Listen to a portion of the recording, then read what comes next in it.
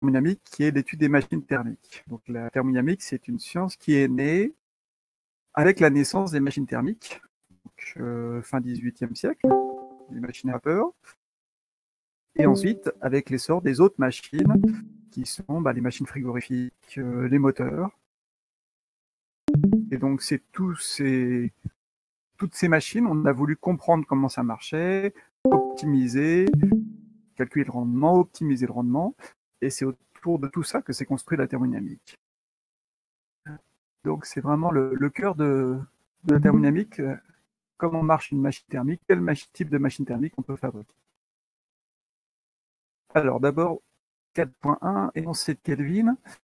Donc la question qu'on se pose, c'est est-ce qu'il est possible de fabriquer un cycle monotherme-moteur? Donc un système, on ne sait pas trop ce qu'il contient, ça peut être par exemple de la vapeur d'eau, ça peut être un gaz quelconque. On échange avec une source de chaleur, donc à température constante, par définition, source de chaleur. Et de l'autre côté, on échange avec une pièce mécanique. Et j'ai fait exprès, ici, j'ai pas mis de sens, parce que, a priori, je connais pas le sens. Donc j'appelle WQ les énergies conventionnellement reçues par le système, donc positif, ça rentre dans le système, négatif, ça sort du système. Et j'applique le premier principe, W plus Q égale delta U du système, et si le système subit un cycle, alors nécessairement son énergie interne sur un cycle ne varie pas.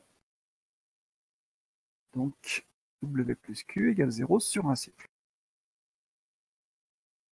Le deuxième principe rajoute quelque chose, il me dit delta S système égale S échange plus S création. Delta S égale 0 parce que c'est un cycle. Et S création est positif ou nul. Donc, a priori, ça ne nous apporte pas beaucoup d'informations. Et si, ça nous apporte que S échange est négatif ou nul. Et S échange, il y a une formule. C'est l'intégrale de delta Q sur T extérieur. T extérieur, c'est TS. On la sort de l'intégrale parce que c'est une constante. Et donc, ça me fait Q sur TS est négatif. Ah, donc ça me donne le signe de Q, puisque T, c'est une température en Kelvin, toujours positive. Donc Q est forcément négative. Mais alors du coup, W est forcément positif. Donc, sur le dessin de tout à l'heure, je peux rajouter mes signes. Le système qui échange avec une seule source de chaleur reçoit forcément du travail et donne de l'énergie thermique à la source de chaleur. Donc c'est un système qui consomme du travail, c'est un système récepteur. Et ça ne peut pas être un cycle moteur. Donc il est impossible de fabriquer un cycle monotherme moteur. Alors j'explicite un petit peu. Par exemple, votre système, c'est de la vapeur d'eau dans un cylindre. Si on imaginait l'inverse, avec la source de chaleur, on chaufferait la vapeur d'eau. La vapeur d'eau se ferait une détente et donnerait un travail au milieu extérieur négatif. OK? Et une fois que le gaz a fait sa détente, c'est bloqué. Donc si c'est bloqué, autrement dit, c'est pas un cycle. Et pour pouvoir revenir au début du cycle, faut faire une compression. Et durant la compression, le système, il va falloir le refroidir. Donc on a besoin d'une deuxième source. Avec une seule source, il est impossible de fabriquer un cycle moteur. Par contre, avec une deuxième source, on va pouvoir fabriquer un cycle moteur. Donc c'était la fin de cette feuille. On peut fabriquer une machine cyclique qui fabrique du travail, donc une machine cyclique moteur, oui, à condition d'avoir deux sources. Une qui va chauffer, qui va provoquer la détente, et une qui va refroidir, qui va provoquer la compression, qui va permettre le retour en arrière, et donc qui va permettre de boucler le cycle.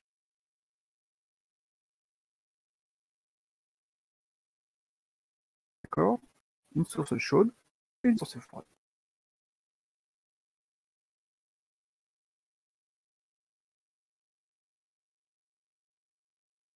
Donc à partir de là, on construit des machines dithermes. Donc deux sources, une source froide à T2 plus grande que T1, une pièce mécanique, et le système, donc pour l'instant on ne sait pas trop ce que c'est, on va dire un fluide, qui subit des transformations cycliques, et en échange Q2, Q1, W. Donc ce sont les énergies toujours comptées à partir du fluide, conventionnellement reçues sur le système, donc positif ça rentre dans le système, négatif ça sort du système. on écrit le premier principe, le delta U du système, donc du fluide, c'est W plus Q1 plus Q2, la somme des énergies reçues. Et puisque ça subit un cycle, c'est forcément nul. Delta du système S échange plus S création égale 0 parce que c'est un cycle. S échange vaut donc moins S création, et S création est positif, donc S échange est négatif. Or, il y a deux sources, donc il y a deux S échanges. S échange, c'est la somme des S échanges. Alors, S échange, on a la formule intégrale de delta Q sur T extérieur. Donc, quand on l'échange avec la source 1, T extérieur, c'est la température de la source 1. Et pareil avec la source 2. Donc, si c'est une source, c'est un système de température constant. Donc, on peut le sortir de l'intégrale de la température. Et puis, l'intégrale de delta Q, c'est Q. Donc, Q1 sur T1 plus Q2 sur T2 est négatif ou nul. Donc, on a trouvé, grâce au deuxième principe, l'inégalité de Clausius, qui devient une égalité, si S création est nulle, donc si la machine est réversible. Donc, strictement inférieur si c'est irréversible, égal à 0 si c'est réversible. Vous pouvez préciser ici inégalité Clausius avec égalité dans le cas réversible.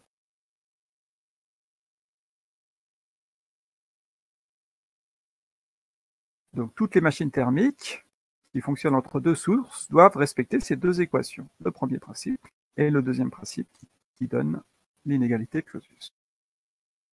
Donc quelle que soit la machine isotherme.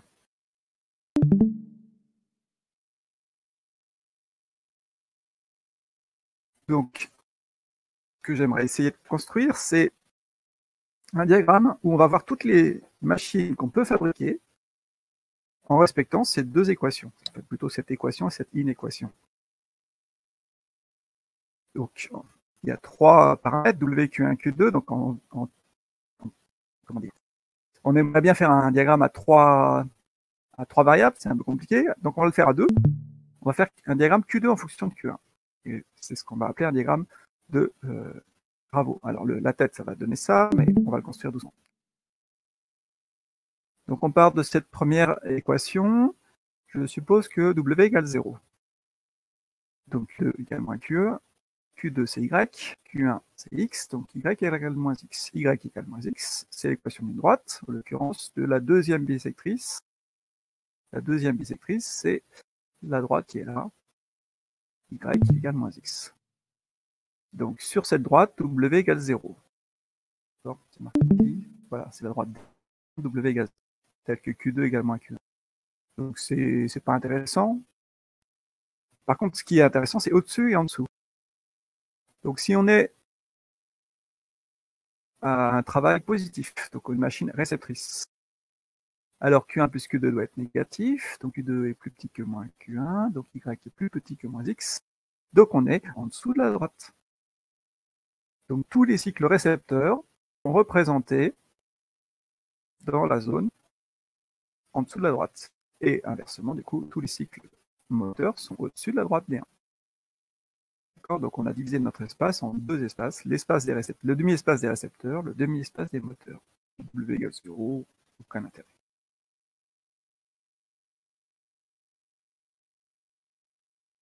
Ensuite, on prend l'inégalité Clausius et on isole Q2. Donc Q2 est plus petit que moins T2 Q1 sur T1. Q2 c'est mon Y, Q1 c'est mon X, et puis T2 c'est la température de la source chaude, donc c'est plus grand que la température de la source froide. Donc on peut dire qu'on a du jus. On va se mettre l'égalité pour commencer. Y égale moins AX, avec petit a qui est plus grand que 1. Donc c'est l'équation de droite de pente en valeur absolue plus grande que celle de la bisectrice D1. Donc c'est une droite au-dessus de D1. C'est la droite D2. D'accord, qui est là, qui est la droite en valeur absolue de pente plus grande que D1. Donc sur cette droite, on a l'égalité de Clausius. Donc ça représente les machines faites réversibles.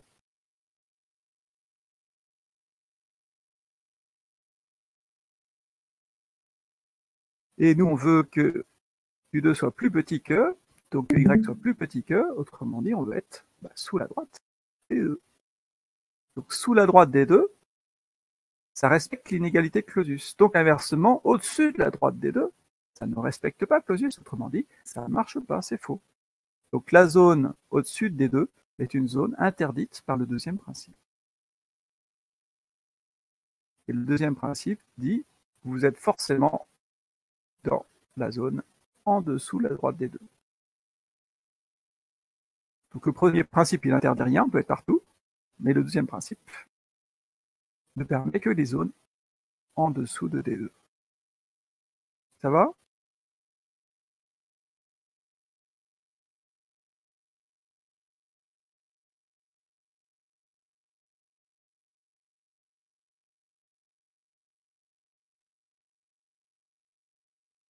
Ça va, oui. Et du coup, on s'aperçoit qu'il y a 1, 2, 3, 4 zones différentes. Donc, il y a 4 types de machines qu'on peut fabriquer. Alors, est-ce que les 4 sont intéressantes? Ça, on va le détailler. La zone 1, on voit tout de suite, W négatif, c'est les moteurs. Donc, si on est juste sur la droite des deux en même temps, donc si on est là, c'est les moteurs réversibles.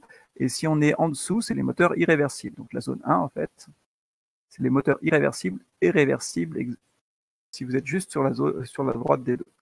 En fait, réversible, ça n'existe pas, donc en pratique, on sera forcément un peu en dessous de la droite. Bien. W2, 3, 4, les travaux sont positifs, donc ce sont des machines réceptrices, donc on va les détailler.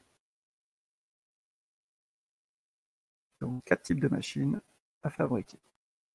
Donc zone 1, le travail est négatif, c'est un moteur. Donc regardons sur votre diagramme de Ravo, zone 1, on est au-dessus de la droite de l'horizontale, hein, donc Q2 est positif, et on est à gauche de la verticale, donc Q1 est négatif.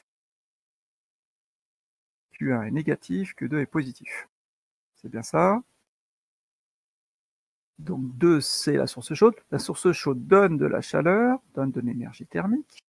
C'est cohérent.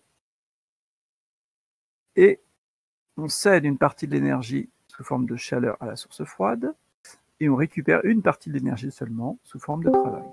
Donc on transforme de la chaleur en travail, mais partiellement, et on perd une partie de l'énergie sous forme de chaleur vers la source froide, et on n'y peut rien, c'est obligé. On a vu que lorsqu'il n'y avait qu'une seule source, ça ne marchait pas. Donc nécessairement, un moteur ditherme doit céder de la chaleur à une source froide. Alors la source froide, bah, c'est pas difficile. Si vous prenez un moteur de voiture, bah, ça va donner de la chaleur à l'atmosphère. Donc à l'air, en fait, ça passe d'abord par un radiateur. Le radiateur contient de l'eau pour refroidir le moteur, donc ça passe à l'eau et ensuite de l'eau à l'air. La source chaude, bah, c'est l'énergie thermique qui vient de la combustion de l'essence, du diesel, du gaz si vous utilisez du GPL, etc.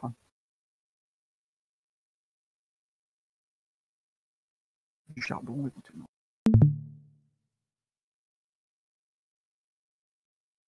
Donc ça, c'est le principe de Carnot. Tout à l'heure, on a dit un moteur monotherme, ça n'existe pas. Donc ça, c'est Carnot qui édicte ce principe. Pour qu'un système puisse décrire un cycle moteur, il doit échanger avec deux sources de chaleur, une source chaude qui va donner l'énergie, une source froide à laquelle on va donner l'énergie, on va gaspiller l'énergie, mais on n'y peut rien. Donc on peut préciser, alors si vous ne savez pas, vous mettez juste pièce mécanique, et puis un moteur donne de l'énergie à un arme moteur qui va faire tourner les roues, à une turbine ensuite pour fabriquer de l'électricité par exemple.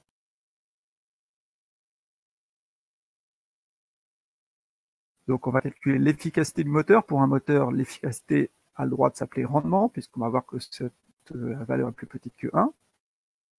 Donc de manière générale, l'efficacité d'une machine, c'est l'énergie qui m'intéresse sur l'énergie que je dépense. Ce qui m'intéresse, c'est de récupérer un maximum de travail, donc c'est W. Alors le problème, c'est que comme il est négatif, il faut qu'on en valeur absolue, donc c'est moins W. Sur ce que je dépense, c'est le combustible. Donc autrement dit, c'est Q2, l'énergie qui vient du combustible. elle est positive. Donc valeur absolue de Q2, c'est Q2. Donc ce qu'il faut, c'est vite se débarrasser des valeurs absolues. On ne laisse pas de valeur absolue dans le calcul. Moins W sur Q2, positif sur positif, c'est bon.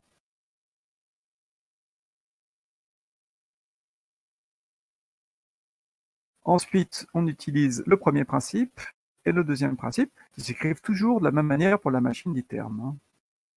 Donc W plus Q1 plus Q2 égale 0, et l'inégalité de Clausius. Donc ça, vous les redémontrez rapidement. Et donc, ça c'est un calcul qu'on a déjà fait. Moins W, c'est Q1 plus Q2. On divise, oui, c'est une fraction qu'on peut simplifier, en Q2 sur Q2, ça fait 1, 1 plus Q1 sur Q2. Et puis Q1 sur Q2, on le tire de la deuxième égalité, enfin de l'inégalité de Clausius, plus exactement. Donc on part de Clausius, on isole Q1 sur T1 d'abord, et ensuite on passe T1 de l'autre côté, et on passe Q2 de l'autre. C'est possible ça? Q2, à quel signe? Q2 est positif. Donc quand je divise par un positif, ça ne change pas le sens de l'inégalité. Oui, ça va. Donc faisons attention à ce genre de détail qui peut faire mal sinon. Donc je divise par un positif, je multiplie par un positif, je ne change pas le sens de l'inégalité. J'ajoute 1, et du coup, 1 plus Q1 sur T2 est plus petit que 1 moins T1 sur T2. Le rendement est plus petit que 1 moins T1 sur T2, qu'on peut retenir de façon simplifiée 1 moins T froid sur T chaud. Votre rendement, il doit être plus petit que 1, c'est bon, 1 moins quelque chose. Il doit être positif. T froid est plus petit que T chaud, donc 1 moins T froid sur T chaud, c'est forcément positif. Oui, c'est bon. Donc, votre formule est correcte. Vous pouvez le marquer ici, R est bien compris entre 0 et 1. Donc la formule est validée. Et puis T froid sur T chaud, ça n'a pas d'unité, un rendement n'a pas d'unité. C'est une fraction. On peut après mettre en pourcentage si on veut.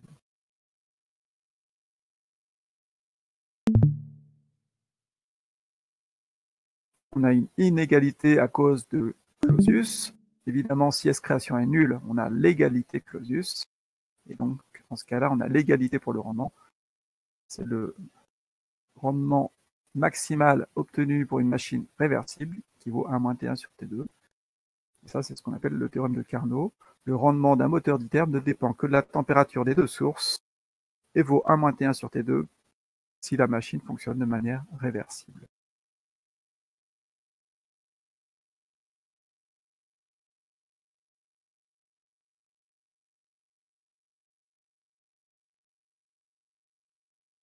Donc on retrouve ce qu'on avait calculé en utilisant le cycle de Carnot dans le chapitre précédent.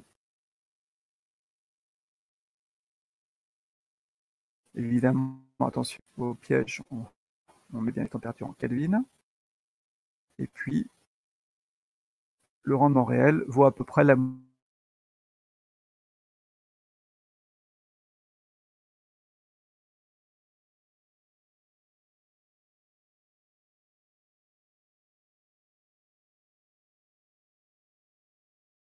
du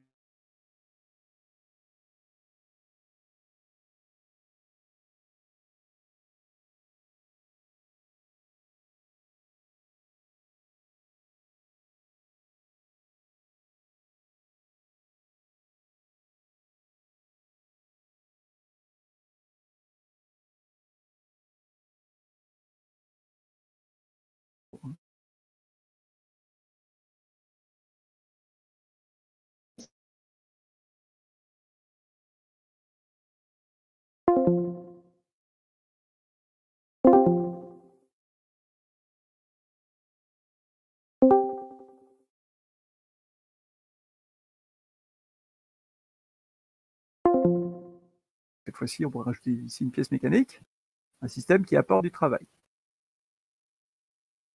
Q1 est négatif, on donne toujours de l'énergie à la source froide. Q2 est toujours positif, on reçoit de l'énergie de la source chaude. Autrement dit, on dépense du travail pour que la source chaude chauffe la source froide. Mais il n'y a pas besoin de dépenser du travail. Si vous enlevez le travail, naturellement, la source chaude donne à la source froide. Donc vous êtes en train de dépenser du travail pour un truc qui se fait spontanément. Ça n'a pas d'intérêt. Inutile de construire cette machine.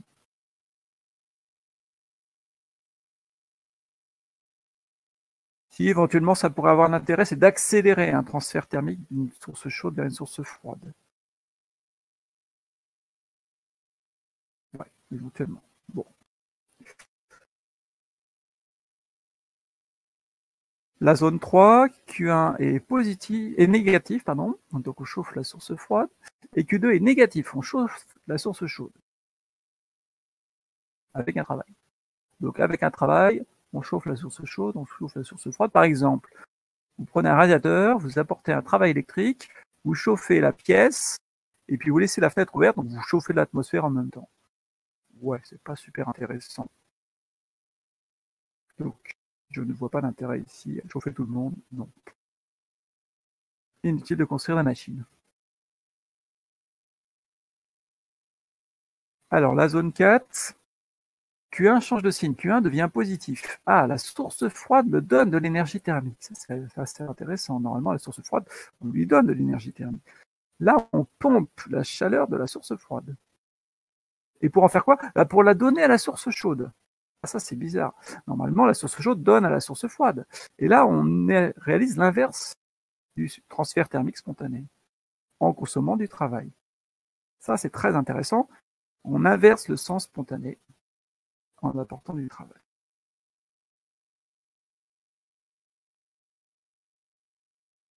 Ça peut servir à faire quoi? À refroidir la source froide. Donc ici, si vous enlevez de l'énergie thermique à une source froide, eh bien, sa température diminue, et donc vous faites un compartiment réfrigéré. Faire du froid. Machine frigorifique. Ou alors, ça peut servir à chauffer la source chaude. Faire du chaud. Donc machine à faire du chaud. Pompe à chaleur. Qui pompe la chaleur de la source froide pour la donner à la source chaude. Un truc contre nature. Ça va? Et la machine, en fait, c'est la même. Donc on verra un petit peu plus tard le fonctionnement de la machine à l'intérieur. Et en fait, c'est le même fluide que vous pouvez utiliser, qui subit les mêmes transformations pour faire soit un réfrigérateur, soit une pompe à chaleur. Donc si vous êtes un peu bricoleur, vous pouvez prendre votre réfrigérateur et vous pouvez le transformer en pompe à chaleur. Bon, il ne marchera pas très bien parce qu'il n'est pas conçu pour, hein, mais fondamentalement, c'est la même machine.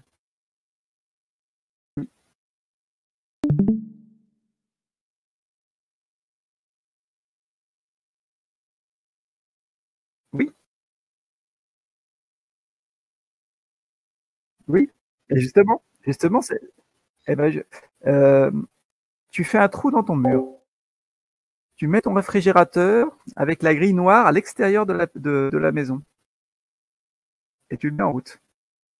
Qu'est-ce qui va se passer? Attends. Non, j'ai dit des bêtises, c'est l'inverse. Donc tu fais un trou dans ton. Tu mets le compartiment réfrigéré à l'extérieur de la maison. Et la grille noire à l'intérieur de la maison. Tu mets en route ton réfrigérateur, qu'est-ce qui va se passer? Le frigo il est à l'extérieur, donc tu refroidis l'atmosphère. Et la grille noire, elle chauffe. Donc, je ne sais pas si vous avez déjà mis la main sur la grille noire qui est derrière le frigo. En fait, ça chauffe. Et du coup, votre frigo va servir de pompe à chaleur. Bon, esthétiquement, c'est pas terrible peut-être. Donc, un réfrigérateur et une pompe à chaleur, en fait, c'est la même machine, mais les compartiments sont différents. On va détailler ça. Alors, je vais peut-être pas faire tout aujourd'hui parce que vous allez être saoulés, donc on va faire le premier cas aujourd'hui. On va faire la machine à faire du froid. Et puis demain, on verra la machine à faire du chaud, la pompe à chaleur. Donc là, je vous avais demandé de compléter. On va regarder ça tranquillement. Je me suis intéressé un peu à l'historique pour savoir depuis quand ça existait les machines frigorifiques. La première a été inventée aux USA en 1834 par un monsieur qui s'appelait Perkins, qui s'est aperçu que l'éther, je ne sais pas si vous avez déjà manipulé de l'éther, peut-être. Si vous mettez de l'éther sur la main, vous savez ce qui se passe? Oh, alors c'est super froid, voilà. Quand vous avez de l'éther sur la main, vous avez une sensation de froid. Qu'est-ce qui se passe? En fait, l'éther, c'est très volatile. Ça passe facilement de l'état liquide à l'état gazeux. Ça se vaporise très facilement. Oui, mais la vaporisation consomme de l'énergie. C'est endothermique. Donc la vaporisation va refroidir votre corps. Donc, je pense que c'est ça qu'il a dû voir. Il a dû observer que, tiens, la vaporisation de l'éther fabrique du froid. Donc, on pourrait peut-être faire du froid avec la vaporisation de l'éther. Et donc, il a construit cette machine qui, effectivement, utilise la vaporisation et puis ensuite la liquéfaction dans l'autre sens pour pouvoir faire un cycle. Donc, vous enfermez de l'éther dans des tuyauteries et vous faites des vaporisations et inversement une liquéfaction. Lors de la vaporisation, ça va faire du froid et lors de la liquéfaction, ça va faire du chaud.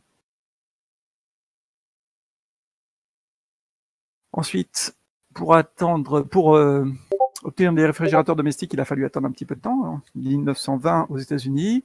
Pour la France, c'est plutôt après la Seconde Guerre mondiale. En fait, les Américains nous ont apporté ça dans leur bagage. Il n'y avait quasiment pas de réfrigérateur dans les maisons avant 1945.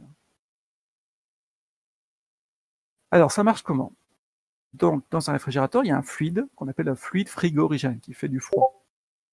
C'est du HFC, hydrofluorocarbone, que je vous donnerai des feuilles après. Vous verrez la tête des molécules, mais c'est simplement souvent des petites molécules à 2-3 carbones, et puis dessus quelques hydrogènes, quelques fluors. Avant, on utilisait des CFC, les chlorofluorocarbones. Le problème, c'est qu'en fin de vie, les gaz, en général, ils partent dans l'atmosphère. Et les chlorofluorocarbones, ensuite, ils libèrent des Cl points, les radicaux chlore.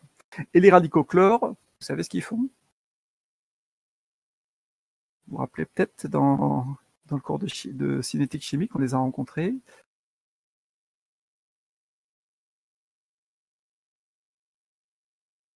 Ils réagissent avec l'ozone.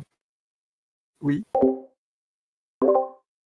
Ils catalysent la transformation de l'ozone en dioxygène. Vous vous rappelez cet exercice de TD peut-être? Donc O3 plus Cl point, ou plus Cl2, alors et plus Cl point fait la même chose. Et ça détruit l'ozone.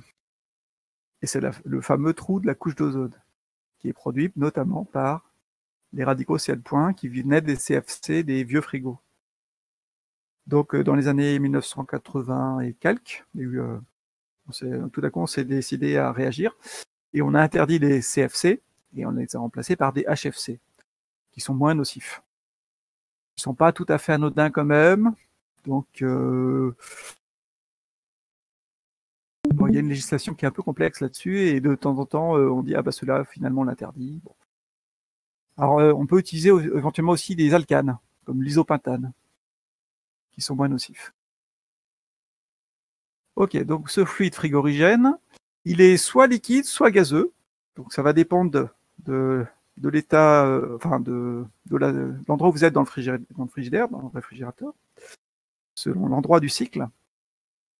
On va tantôt l'utiliser sous forme liquide, tantôt sous forme gazeuse. Et il va passer en fait de l'un à l'autre. On va utiliser les changements d'état, liquide vers gaz vaporisation endothermique, qui va permettre de refroidir, et inversement, gaz vers liquide, liquéfaction exothermique, qui va permettre d'évacuer de la chaleur.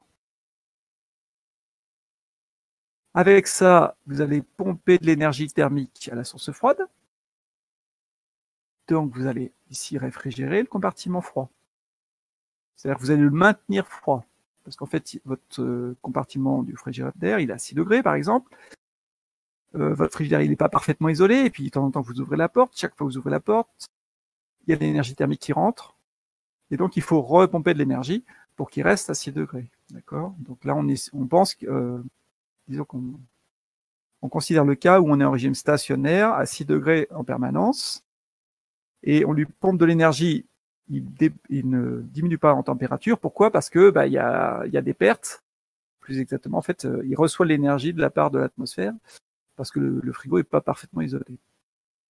Et l'énergie qui est reçue est pompée et ça s'équilibre.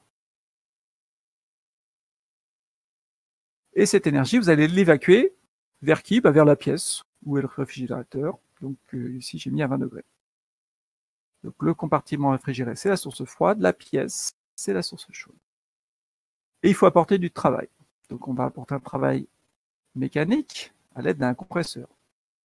Donc si vous avez déjà retourné un réfrigérateur, vous avez vu qu'à l'arrière, il y a une boîte noire qui ronronne quand vous branchez votre frigo. Et ça, c'est le compresseur. Le compresseur, lui, est alimenté par un travail électrique. Il faut brancher le frigo, sinon ça ne marche pas.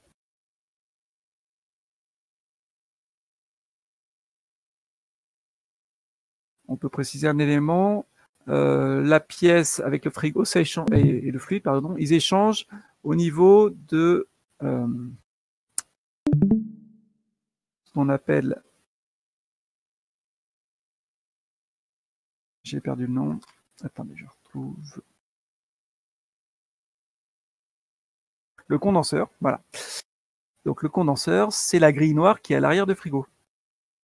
Donc si vous mettez la main à l'arrière de votre frigo, vous verrez que c'est chaud. C'est le fluide qui se liquéfie, qui passe de gaz à liquide, ça libère de l'énergie thermique et cette énergie thermique est évacuée vers la pièce. D'accord. Donc le compresseur qui fait ronron. Et puis il y a un autre bruit que vous entendez dans un frigo peut-être. De temps en temps ça glougloute un peu. Alors quand ça glougloute, c'est quoi? C'est un liquide qui devient gazeux. Ça c'est à l'intérieur du frigo. À l'intérieur du frigo, le fluide frigorigène, il reçoit de l'énergie thermique et il passe de l'état liquide à l'état gazeux. D'accord? Et ça fait des bruits un petit peu de glouglou. Bon, passons sur les bruits pour l'instant. Et maintenant, on va calculer l'efficacité. Alors, je regarde ce que je vous avais mis sur la page 61. Pas complété. Donc, je vous avais mis le premier principe. Voilà. Donc, la somme des énergies reçues est nulle parce que le système il subit des transformations cycliques. Vous mettez votre fluide à l'intérieur du réfrigérateur et ça tourne pendant 20 ans. C'est toujours le même fluide. Et quand votre frigo ne marche plus, bah, souvent, c'est parce qu'il y a un défaut d'étanchéité et que votre fluide est parti.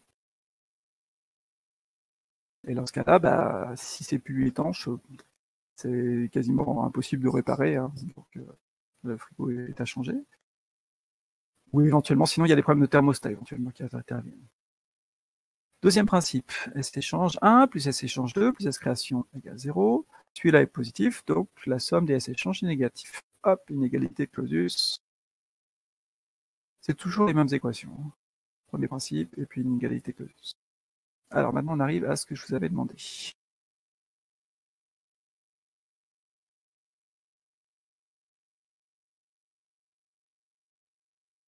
Alors, je suis en train de me demander... oui. Voilà. Alors, je vous écoute. Pour vous, c'est quoi l'efficacité frigorifique de cette machine? Vous la définissez comment? C'est quoi l'énergie utile? Q1, non? C'est Q1. Ouais, il faut refroidir le mieux la source froide le plus possible, pomper de la chaleur à la source froide. Donc c'est Q1. Et l'énergie dépensée, c'est quoi?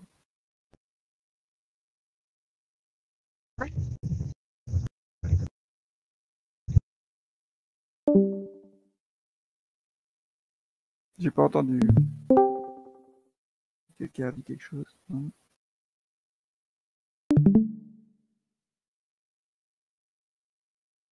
C'est quoi ce que vous payez? Q1, Q2, W.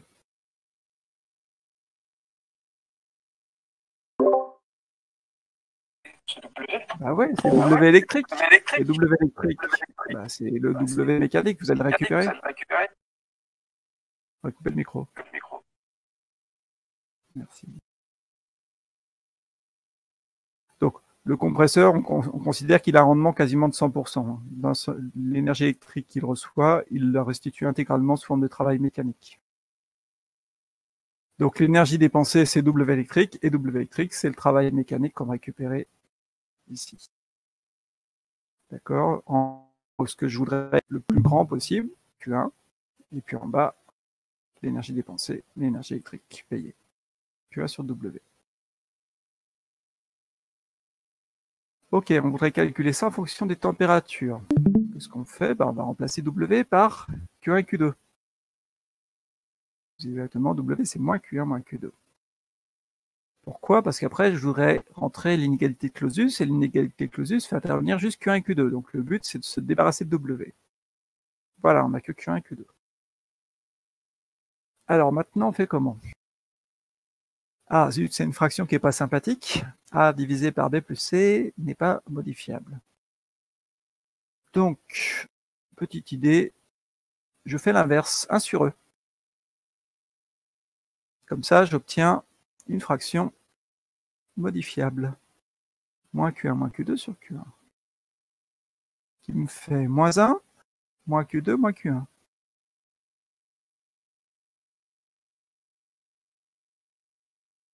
Et Q2 sur Q1, je vais pouvoir l'extraire de l'inégalité de Clausius.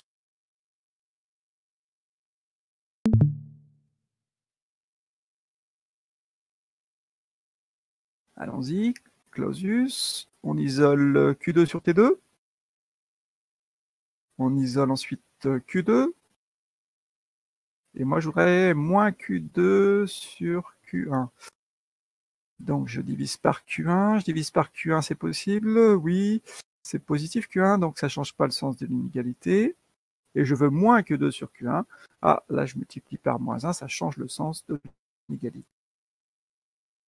Donc, moins Q2 sur Q1 est plus grand que T2 sur T1. Je vais peut-être aller pas trop vite, là.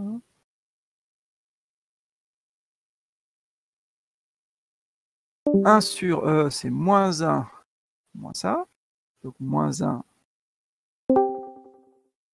Donc, moins 1 plus T2 sur T1. Je vais mettre au même éliminateur. Donc, 1 sur E est plus grand que T2 moins T1 sur T1. Et enfin, j'inverse, parce que moi, ce qui m'intéresse, c'est E. E est plus petit que T1 sur T2 moins T1. Qu'on peut retenir en T froid sur delta T. T froid sur T chaud moins T froid.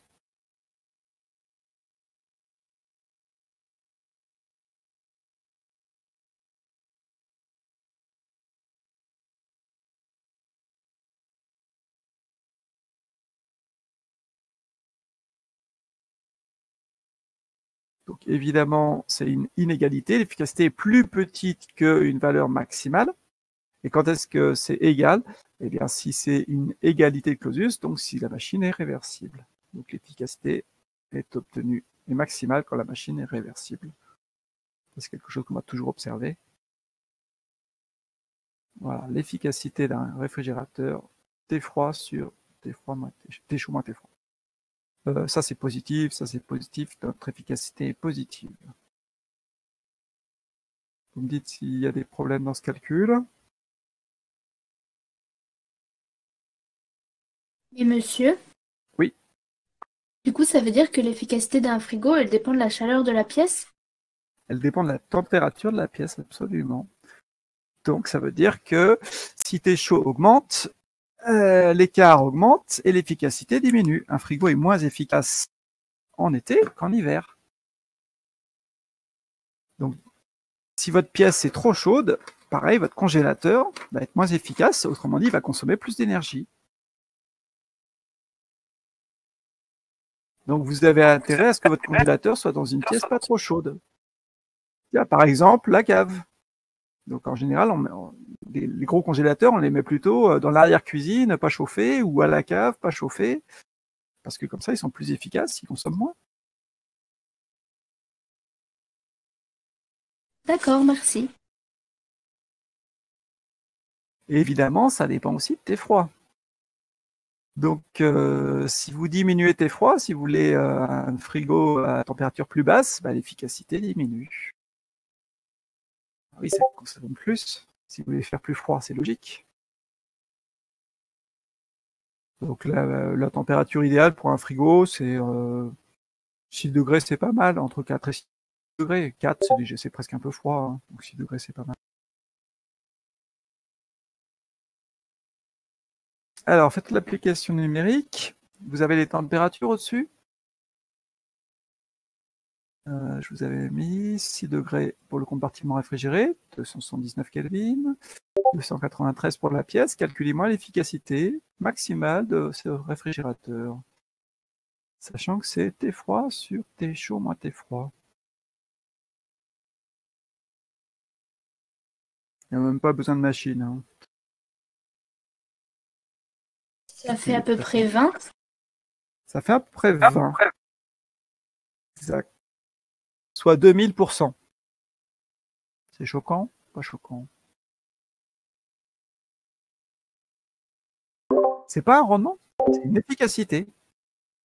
Donc l'efficacité ici vaut effectivement à peu près 20, 279 sur 14, 19,8 ou 9. C'est pour ça que ça s'appelle pas un rendement, ça s'appelle une efficacité. C'est plus grand que 1 et c'est normal.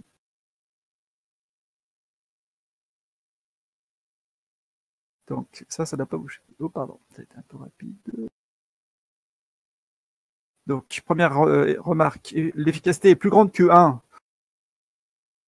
Est-ce que c'est forcément plus grand que 1 il faudrait, pour que ce soit plus petit que 1, il faudrait que T1 soit plus petit que T2 moins T1. Il y a peu de chance. Bon. Donc, d'où le nom efficacité et surtout pas rendement. Bon, évidemment, réellement, ça sera plus petit. Ce sera à peu près la moitié de l'efficacité maximale, mais ça restera à 10. Donc, ça veut dire concrètement que si vous dépensez 1 joule d'électricité, vous extrayez 10 joules d'énergie thermique à la source froide et vous envoyez du coup 11 joules à la pièce.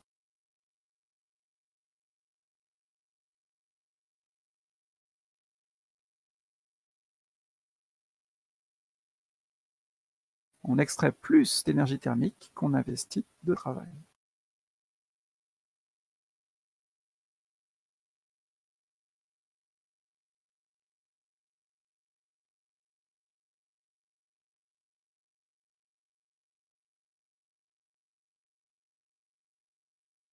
C'est pas mal ça, non?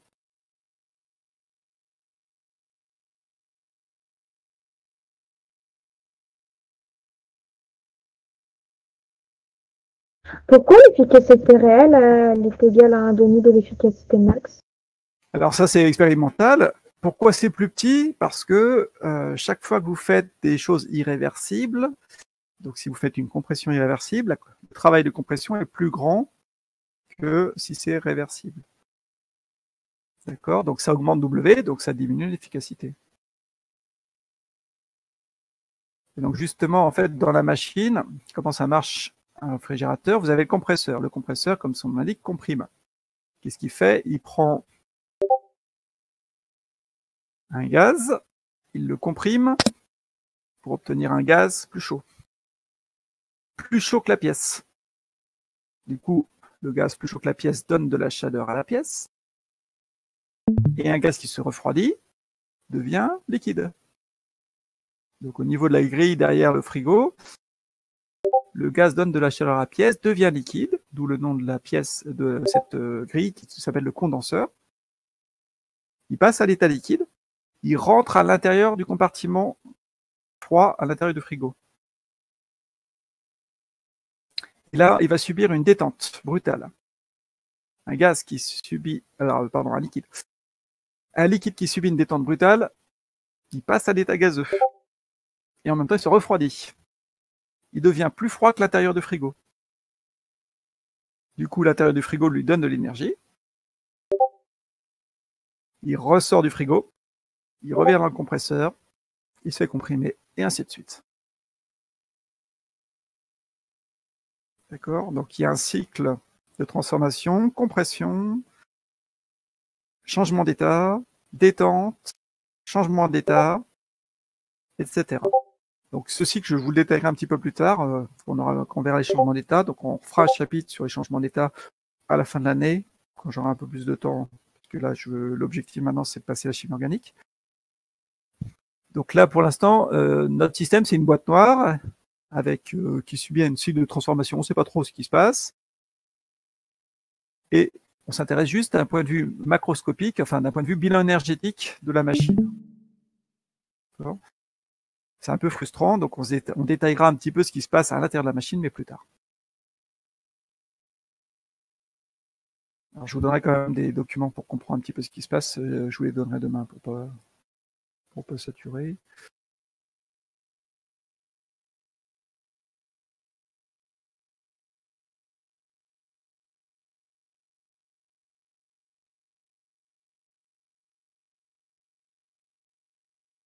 Alors, je suis en train de me demander ce que je vais faire pour finir la séance. Est-ce qu'il y a des questions d'abord là-dessus ou tout est clair?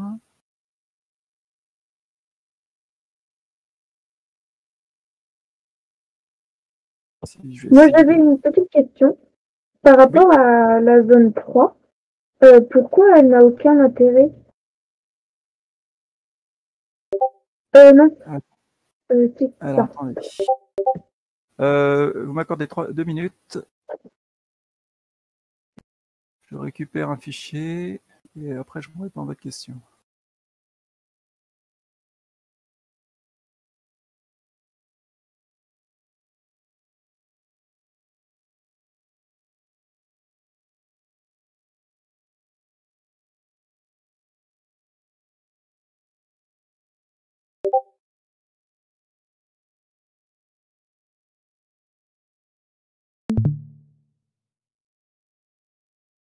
Alors, la zone 3. Hop, je reprends.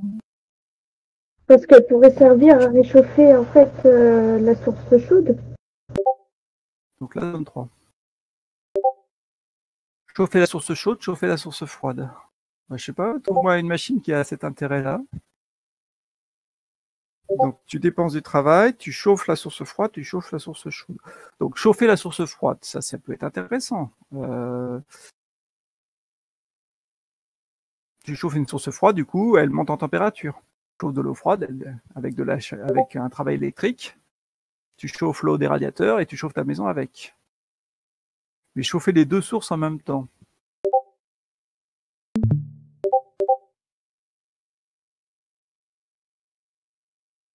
Bon, à réfléchir. Alors, je vais essayer de basculer sur la suite. Si j'y arrive.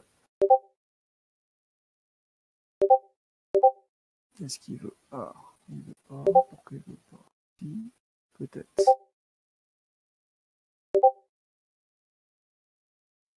Si ça marche.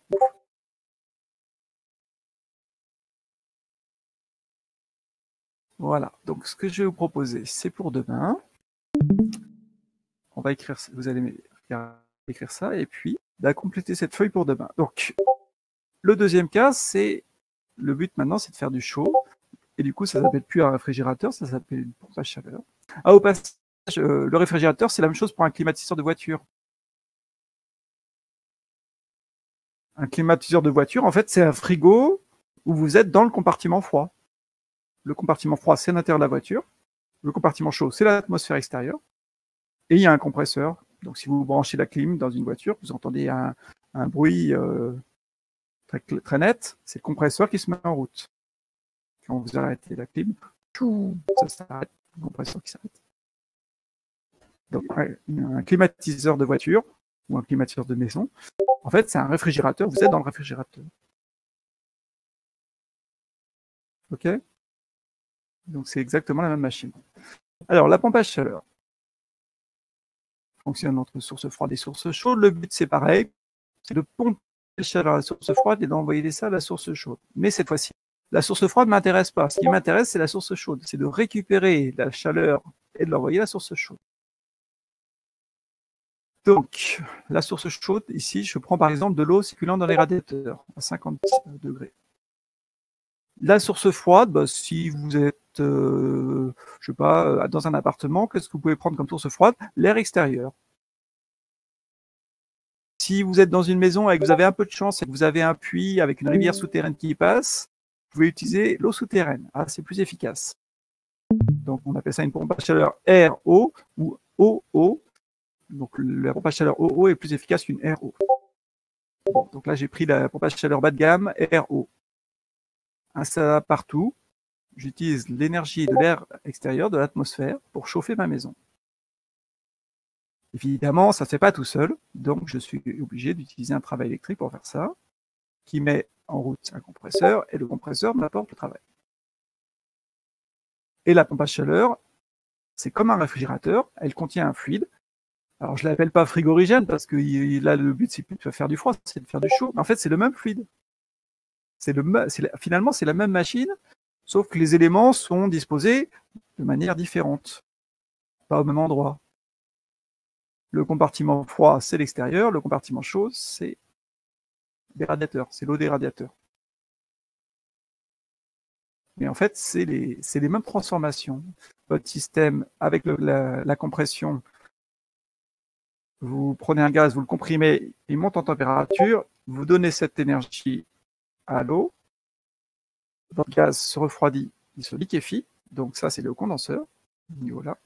Ensuite, il passe à l'extérieur. À l'extérieur, vous faites une détente avant de l'envoyer à l'extérieur en fait. Donc il y a un détendeur dans la machine.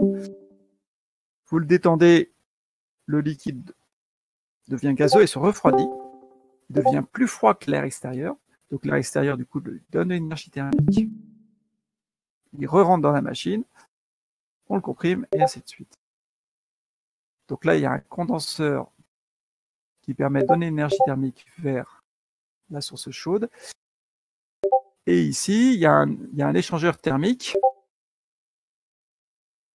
qui va permettre d'échanger avec l'air extérieur. Donc si vous avez déjà vu des pompes à chaleur, bah, vous avez un gros bloc, mais en fait c'est comme un climatiseur. Et puis une hélice qui tourne pour brasser de l'air, pour augmenter les échanges thermiques.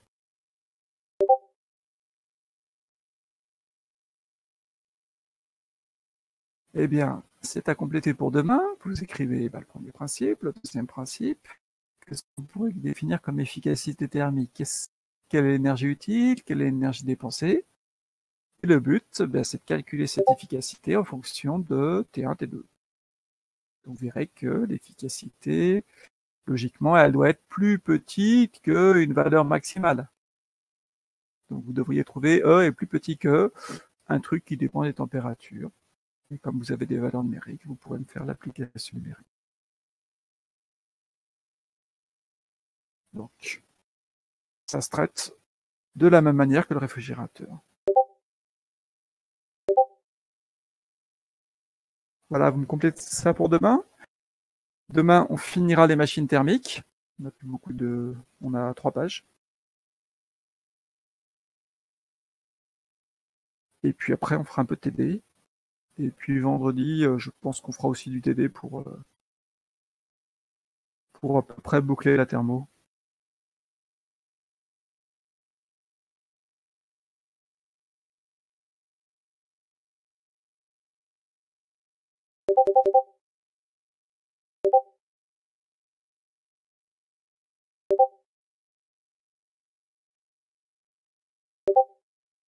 Au revoir. Au revoir.